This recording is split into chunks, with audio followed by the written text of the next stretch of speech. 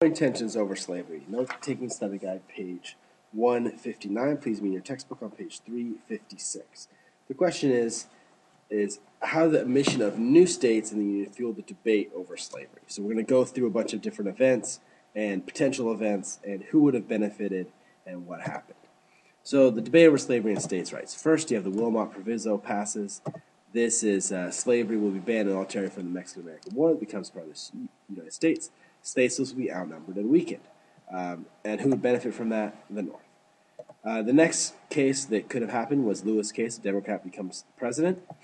Then each citizen in each territory state will vote for themselves whether to be free or slave, because he thought he wanted to let the states decide.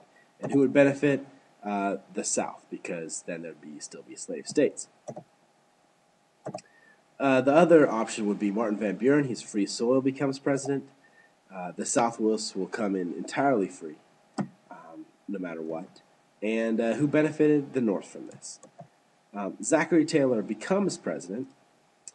Then, as a Whig, he might favor slavery in the South. And so the South would be benefited.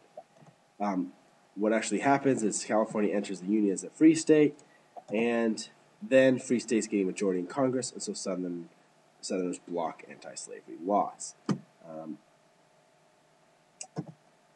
Who benefited? The North. You have the fugitive slave laws are enforced. Then slavery is enforced in the North and in the South, and who benefits? The South benefits from that. So Henry Clay's proposal are accepted, and according to Calhoun, the South would be exposed to continued attacks on slavery. There'd be two ways to preserve the South ways, like a constitutional amendment protecting states' rights or secession. And who benefits from this? Really nobody benefits, because if you break apart, nobody benefits.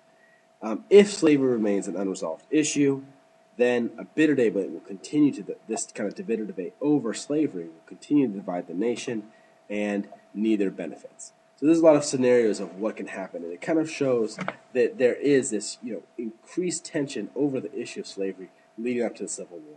People can't decide, should the West be free or slave states?